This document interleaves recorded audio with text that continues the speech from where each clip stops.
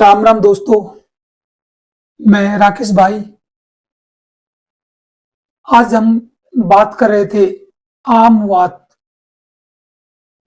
आमवात जिसको रोमेटिड अर्थराइटिस बोलते हैं, जिसका इलाज एलोपैथी में जल्दी से संभव नहीं है। और ऐसे से कई पेशेंटों को मैंने देखा है कि एलोपैथी में रोमेटिड अर्थराइटिस का इलाज ही नहीं है। और उनको वे मरीज को स्टेरॉइड देते रहेंगे और इंजेक्शन लगाते रहेंगे बस। और उस पेशेंट का हीमोग्लोबिन भी बहुत कम हो जाता है। तो सुबह मैंने रोमेटिड अर्थराइटिस के बारे में बताया कि कैसे हम बच सकते हैं, उसका पक्का इलाज कैसे कर सकते हैं। अभी मैं एक और रोग बताऊंगा। रोग क्या है? किसी किसी के कंधों में इतना दर्द होता है कि हाथ ऊपर भी नहीं कर पाता वो। उसके बटन भी कोई दूसरा बंद करता है और उसको कमीज भी कोई दूसरा ही निकालता है और दूसरा ही पहनाता है। ऐसी कंडीशन किसी भाई बहन को आ जाए, उस सिचुएशन में हम क्या करें, उसी पर हम बात करेंगे। सरसों का तेल 150 ग्राम, धतूरे के ताजा फल 3 नग यानी कि 15 ग्राम। फलों के छोटे छोटे टुकड़े करने के बाद उसको सरसों के तेल में डाल दो और धीमी आंच पर तेल को पकाए। जब धतूरे के फल जलकर काले हो जाए या फिर जल जाए तो उसको थोड़ा सा ठंडा होने पर छान कर रख लो। अब किसी भी रोगी को इस प्रकार की प्रॉब्लम है, उसको तेल की मालिश करें, इसी तेल की, तो आप देखेंगे कि बड़ा ही अद्भुत चमत्कार मिलेगा। 5-6 दिन में 50% तक दर्द ठीक हो जाएगा। किसी किसी को इसमें 1 महीना भी लग जाता है, लेकिन बिल्कुल ठीक हो जाता है। एक महिला थी लुधियाना से, उसको यही प्रॉब्लम थी, हाथ ऊपर भी नहीं कर पाती थी, उसको कपड़े भी दूसरा कोई पहनाता था। तो उसने इस प्रकार घर पर ही ये तेल बनाया और प्रयोग किया। 1 महीने उसको लगा और बिल्कुल ठीक है। आज भी उसको 10 साल हो चुके हैं। इसी तेल को हम घुटने के दर्द में भी इस्तेमाल कर सकते हैं। एक 62 वर्ष की महिला, उसको भी घुटने में भयंकर दर्द था। इसी तेल का इस्तेमाल किया उसने। यदि इस तेल को आप 100% कारगर बनाना चाहते हो तो ध्यान रखें, धतूरे के जो फल है उसको आप 1 अप्रैल से 30 अप्रैल के बीच तक इकट्ठा कर ले, उसको संग्रह कर ले, उसके बाद इस्तेमाल करें। 30 अप्रैल तक धतूरे के बीज के फल कच्चे रहते हैं, इसलिए उसका असर बहुत अच्छा मिलता है और जल्दी मिलता है।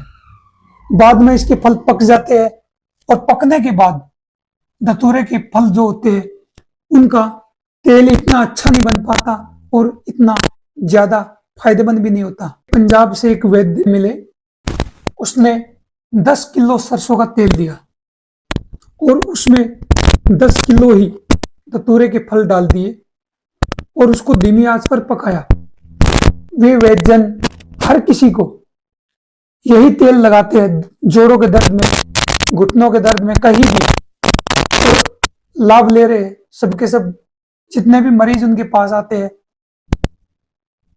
बहुत से रोगियों पर इसका लाभ और अनुभव प्राप्त कर चुके हैं।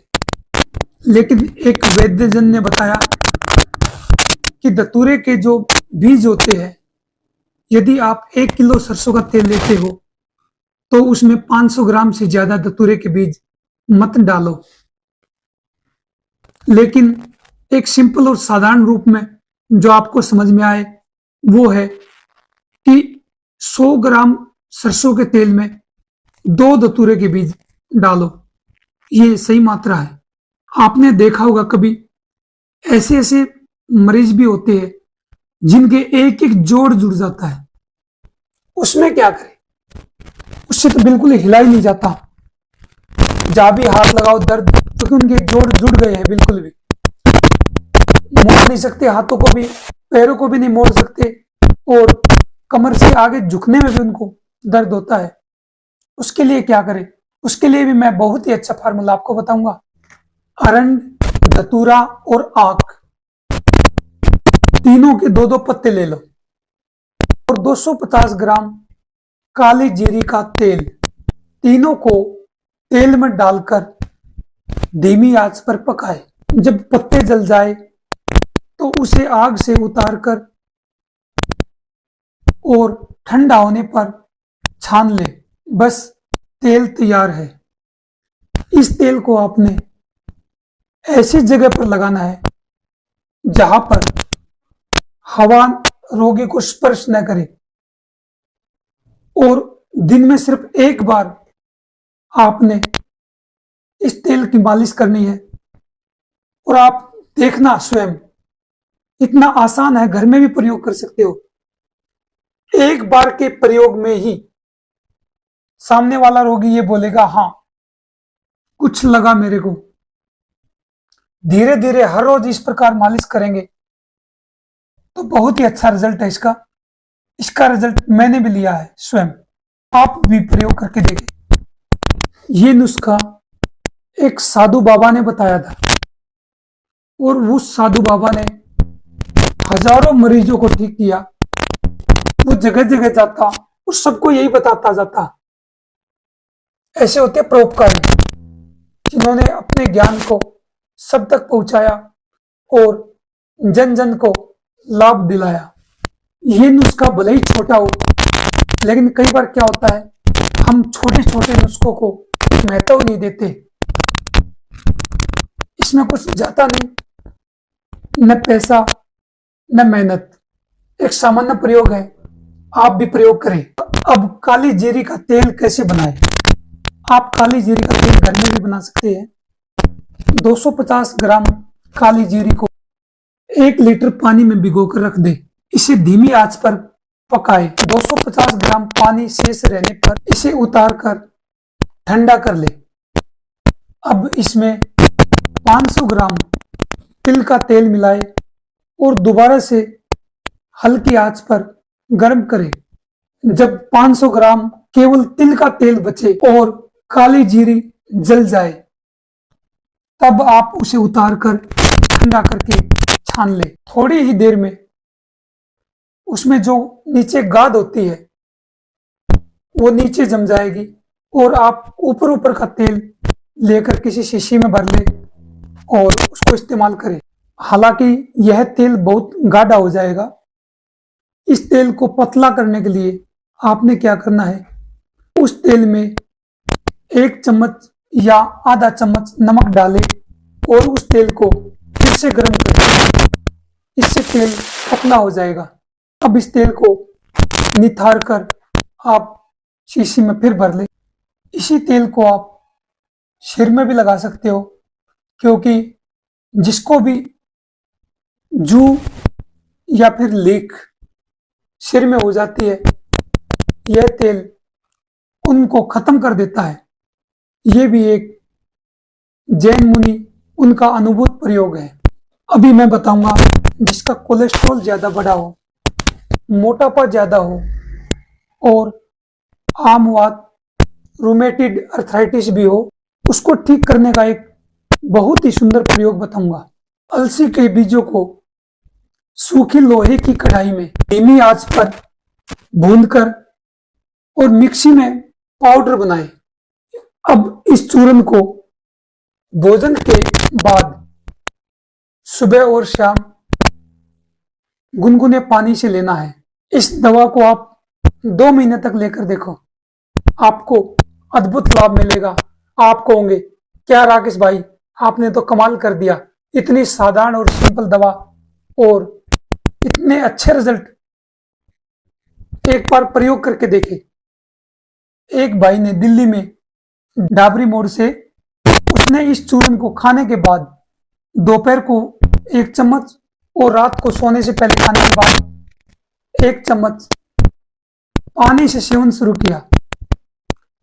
उसका कोलेस्ट्रॉल भी 350 था, 350 था। कुछ ही दिन प्रयोग करने के बाद उसका कोलेस्ट्रॉल भी कम हो गया, उसको 8 से 10 केजी वेट भी कम हो गया और उसका पेट भी बढ़ा हुआ था, उसी से 2 इंच पेट भी कम हो गया। अब लगा लो प्रयोग एक है, सिंपल है, लेकिन उसके फायदे अनेक हैं। अब मैं चाहूंगा इन्हीं फार्मूलों को आप सब सुने, याद रखे और जन जन तक पहुंचाए।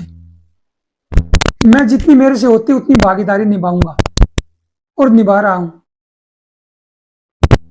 आप सब मेरा साथ दोगे, इस वीडियो को देखोगे, सुनोगे और दूसरों को बताओगे, और आप भी इसका प्रयोग करें, आपको भी लाभ होगा। क्योंकि भारत में वैसे ही मोटापा दिन दूनी रात चौगुनी उन्नति कर रहा है, फिर हम क्यों न इस प्रकार का दावा करें।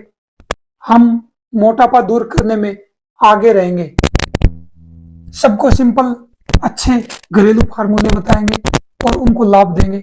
बहुत बहुत धन्यवाद आप सबका जो आपने अभी तक सुना। इसी के साथ राम राम, जय माता जी की।